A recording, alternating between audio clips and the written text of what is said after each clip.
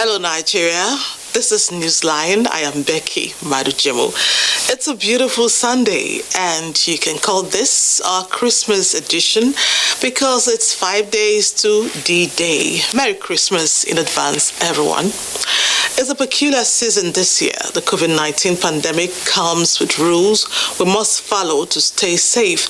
And while we celebrate, let's be compliant, okay?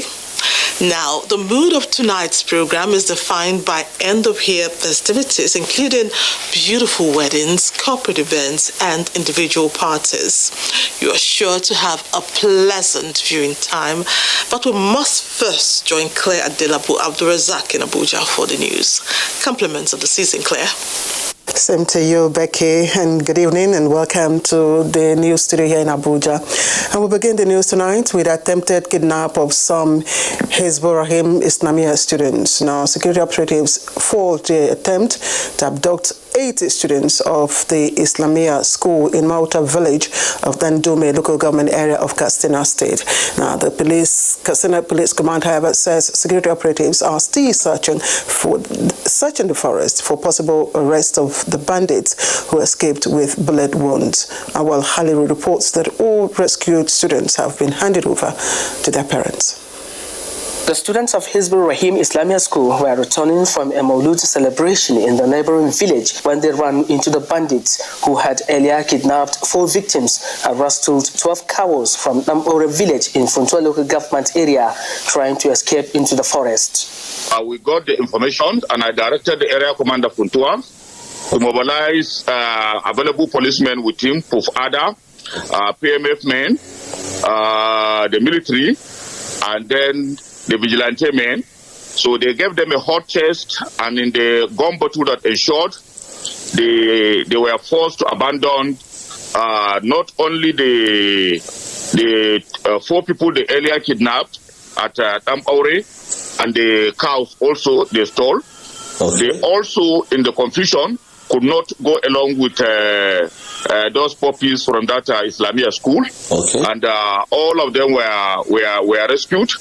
Some of the rescued victims who explained their ordeal said they were all rescued safely and now at home. They forced us to run into the forest, but we refused. We were slapped several times.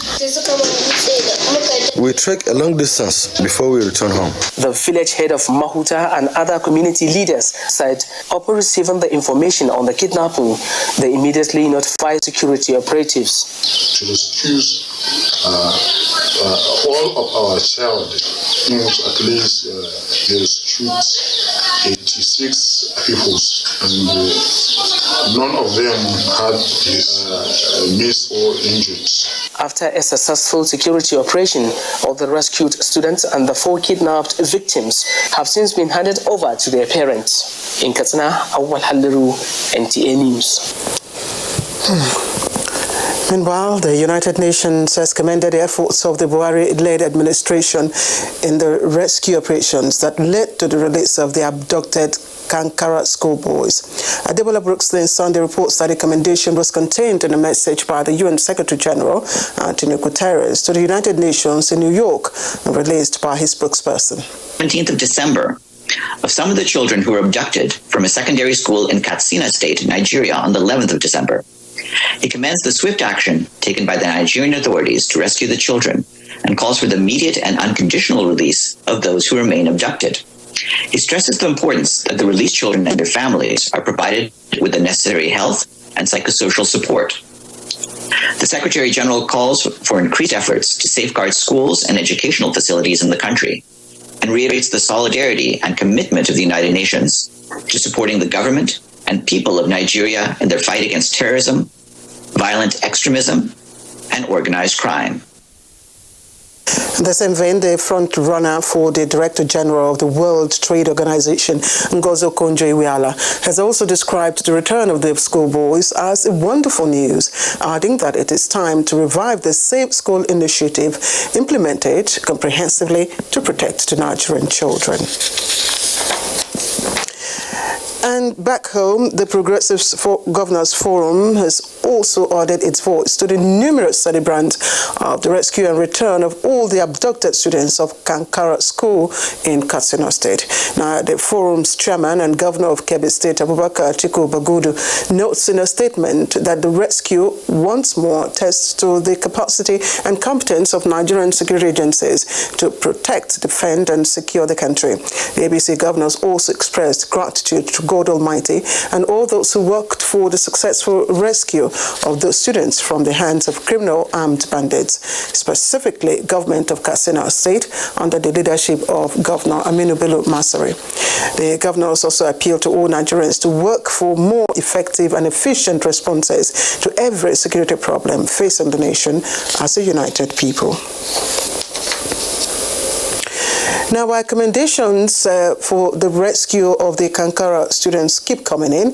The presidency, on its part, has been reflecting on the safe return of the 344 students of Government Science Secondary School, Kankara, who were kidnapped by armed bandits a week ago. Francis Foom compiled the takeaways as contained in the statement by Senior Special Assistant to the President on Media and Publicity, Garba Shehu.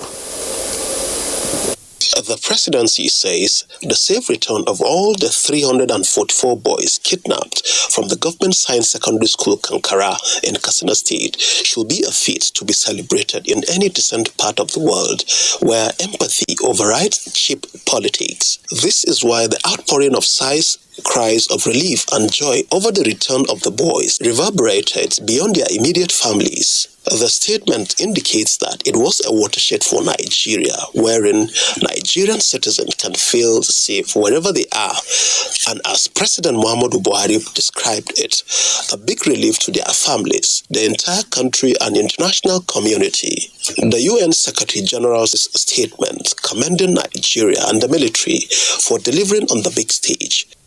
This is important as a compassionate father figure.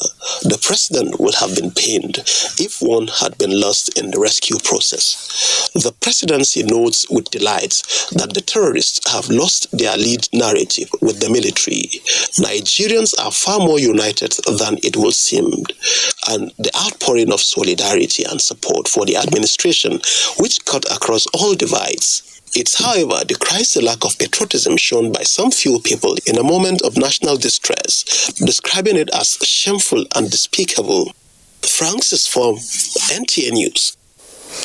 And in other news, key players in Kano community policing have met to take stock of 2020 and also make proactive plans to address the security challenges in the Northwest in the coming years.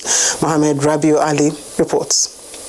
This is a meeting of stakeholders to review community policing projects under Operation PROF in Kano State. This is to take further steps in addressing criminal activities such as kidnapping, cattle rustling, thuggery, and armed robbery, among others.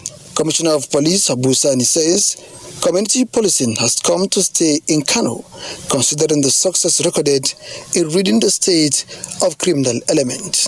The community policing engagement has really translated to what we witnessed today, where we have seen people coming up, understood the vision and mission of the social police in terms of this community policing, and they have built up confidence in the police in this state. Majority leader in the House of Representatives, Alhassan Ado Dogwa, who donated 10 million naira cash to Kano State Police Command to ensure effective policing, assured of National Assembly's commitment to overcome security challenges confronting the country. What is happening in the country is in coincidence with our own legislative duties in terms of the budget that is placed on the floor of the House of Representatives. We have taken that opportunity to see how we can provide not only sufficient but adequate funding for all the security agencies for them to function effectively to provide for security of lives and property of our people. I congratulate the Nigerian police and the general security architecture of the country and His Excellency the President of the country for achieving this milestone. Communities and personalities that contributed to securing Kano were commended and honored. Muhammad Rabiu Ali, NTA News. And the Nigerian Army has continued its build-up to confront all threats to Nigerian internal and external security. It is in this regard that the Chief of Army Staff, Lieutenant General Tukur has inaugurated and inducted new artillery gun and equipment for immediate deployment to the theater in the Northeast. Defense correspondent Ismail Musa tells us more.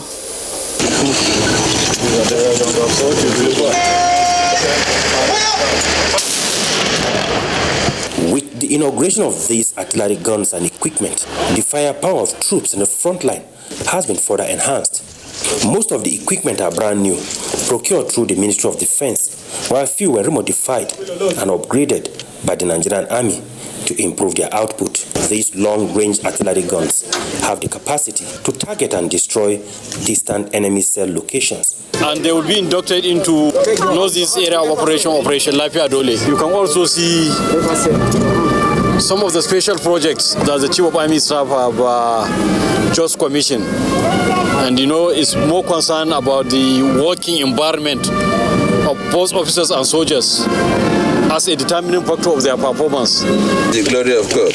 Amen. The Army Chief also inaugurated the headquarters complex of the Nigerian Army School of Artillery, inspected ongoing projects in the school and barracks, before moving to Jaji for the inauguration of the headquarters, Department of Land Warfare, Armed Forces Command and Staff College in Jaji, Kaduna State.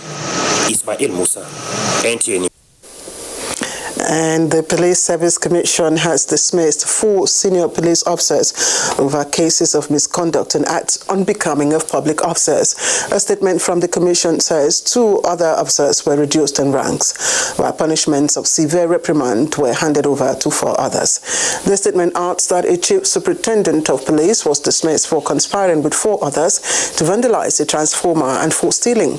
The officers are also to be prosecuted. On the other side, a Deputy Superintendent of Police and an Assistant Superintendent of Police were said to have led a team that intercepted 3 Mercedes-Benz trucks conveying about 300,000 live cartridges believed to have been smuggled across the border from Benin Republic into Nigeria. The team was said to have impounded the trucks at base for 3 days but made no entries. And from the judiciary, the National Judicial Commission, NJC, has recommended the compulsory retirement of 2 judicial officers and dismissed petitions against 18 others. The council also recommended the appointment of 69 judicial officers. The 2 officers recommended for compulsory retirement are Honorable Grand Kadi Shuaibu Talba, the Grand Kadi of Yobe State, and Honorable Justice Abdul Karim Babatunde Abdul Razak of Osun State High Court. Both were recommended for retirement following petitions against them alleging falsification of age and dates of birth. Council also considered the report of the interview committee and recommended the appointment of 69 judicial officers as heads of court, judges of high courts of states, cadis of states, FCT Sharia courts of appeal, and judges of the customary courts of appeal. Now, let's turn attention to infrastructure development, and no form of delay or setback will be tolerated from persons or terminal operators towards meeting the January 2021 inauguration of the train operations from Akpakpa ports to Ibadan. Minister of Transportation Rotimi Chibike Amechi sounded its note of caution while inspecting the project in Lagos State and also appealed for a more concerted effort from all key players. And here is Sabola De Salami with the rest of the report. Structural development in the last 5 years cuts across all sectors, one of which is the road transportation that has suffered neglect for decades.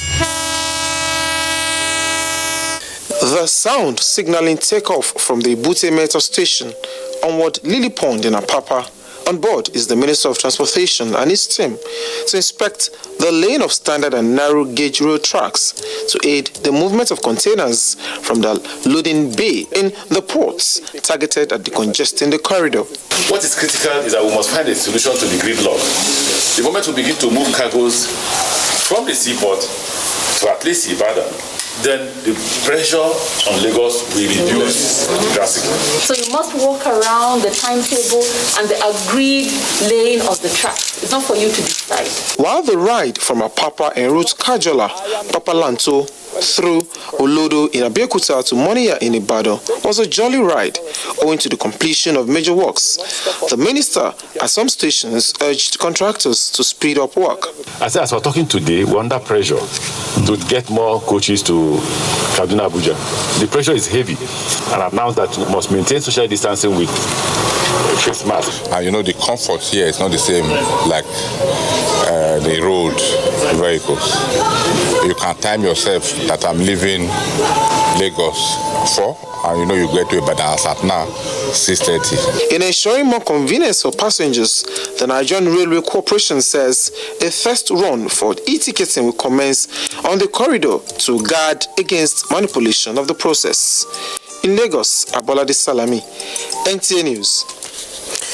And for COVID-19 update, the Nigeria Center for Disease Control, NCDC, has confirmed 920 new cases of the virus in Nigeria as at December 19th. A breakdown shows that Lagos recorded 308, while the FCT recorded 207 new cases. Kaduna is next with 179. Plateau State is recorded 46, while Niger State has 43. Adamawa recorded 26, Sokoto 18, River State has 16, Yobe 15, Enugu and Kano recorded 13 new cases each. Other states are Ogun with 12 new cases, Delta has 10, Edo 5, Osun and Oyo states recorded 3 new cases each. Anambra has 2, while Ekiti recorded 1. The new figure brings the total number of confirmed cases to 77,933, while 67,784 have been discharged, 1,218 have died so far, unfortunately. And the Federal Commissioner, National Commission for Refugees, Migrants and Internally Displaced Persons, Bashir Mohammed, says the Commission is adopting new strategies in providing care to migrants who have returned but still at refugee centers across the country in the face of second wave of coronavirus. The Federal Commissioner stated this while briefing journalists on the 2020 Migration Dialogue here in Abuja. Ilyasu Ali Yakubu was there. The 2020 dialogue is focusing on bringing the society, public and private sectors together to promote discussions on the implications of the first and second wave of COVID-19 and the role of migrants in the pandemic response and recovery. This dialogue, convened by the National Commission for Refugees, Migrants and Internally Displaced Persons, is geared towards adapting new strategies to provide care for migrants. I would like to reiterate that the plight of persons of concern is one that causes so much heartbreak and sleepless nights to all Nigerians. That's why at the peak of the lockdown, we worked day and night to get across to the most vulnerable of our population.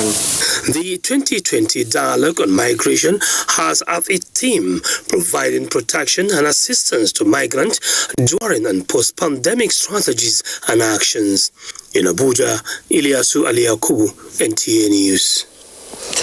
President Muhammadu Buhari is rejoicing with the foremost scholar, teacher, legal luminary, author and anti-corruption crusader, Professor Itse Sage, as he turns 80 today. A statement from his special advisor on media and publicity, Femi Adesina, says the president rejoices with the Sage family, the academia, legal profession, and all friends and associates of the chairman, Presidential Advisory Committee on Corruption. The statement adds that integrity and commitment to transparency marks the celebrant out as a Nigerian of sterling character. The president wishes the author of many books, including the Epochal, the Nigerian Law Contract, good health, long life, and further contributions to jurisprudence, even as he serves God and humanity.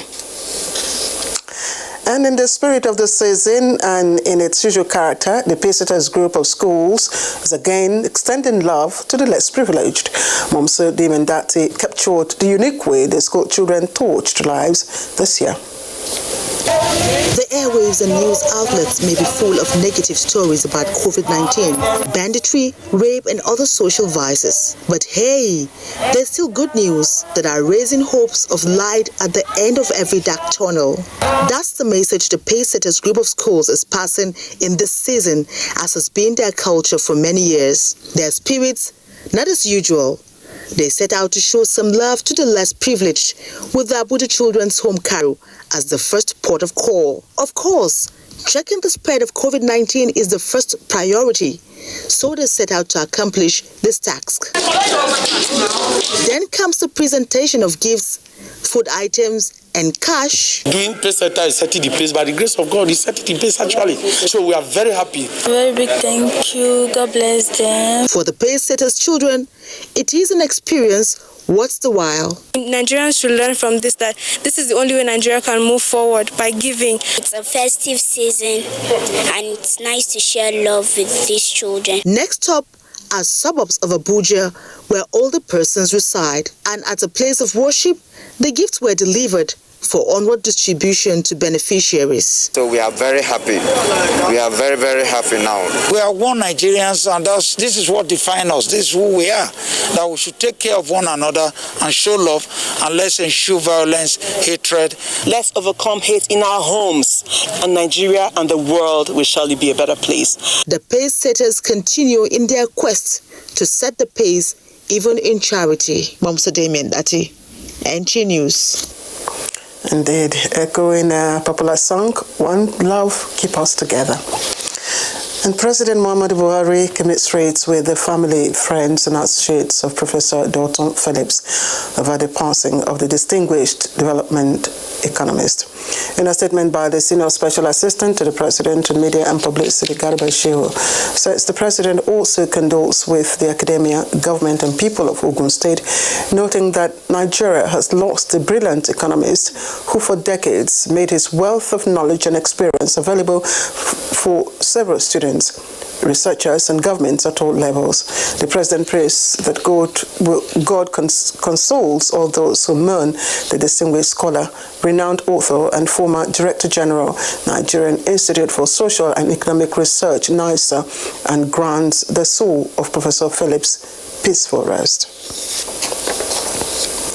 And in the same vein, President Muhammadu Buhari has expressed sadness over the death of Professor HABU GALADIMA, Director General, National Institute for Policy and Strategic Studies, NIPSS, describing him as an intellectual colossus. In a statement signed by Senior Special Assistant in Media and Publicity, Garba Shehu, the President says Nigeria will continue to remember Professor GALADIMA for his eloquence and remarkable contributions to scholarship.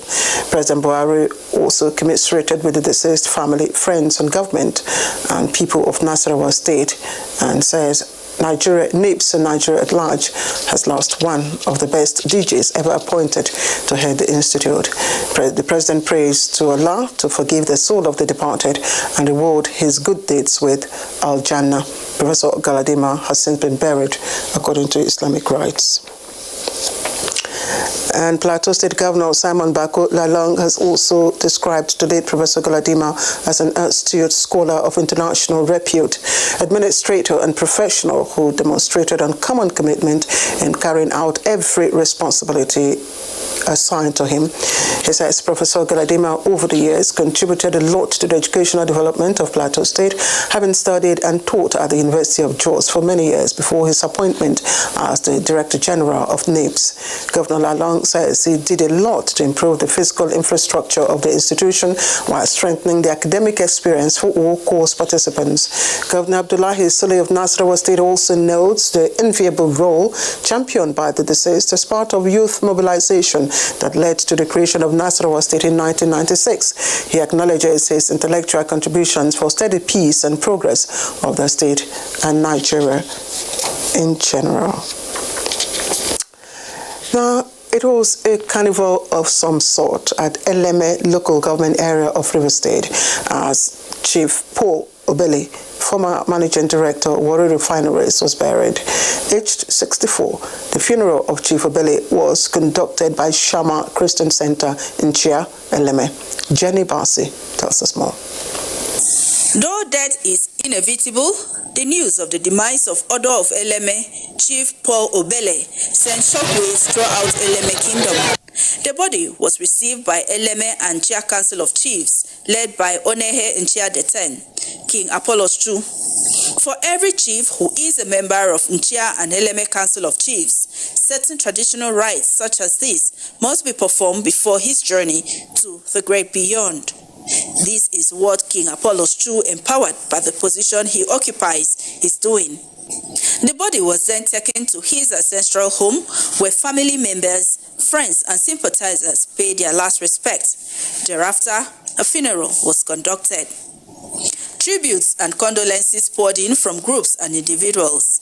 They extol the sterling qualities of late Chief Paul Obele, describing him as an umbrella that protected the people. It's a personality that projects the community. It's a man that builds the capacities in this community. Community leader, technocrat, poet, author. The entire Rivers Southeast, the entire Rivers State has lost a rare gem. Okrika Grammar School All Students Association rendered their school anthem in honor of one of their own.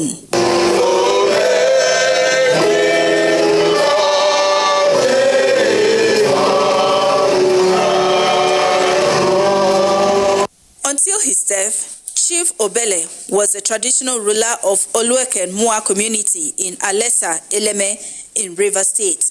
In Port Harcourt, Jenny Bassi, NTA News.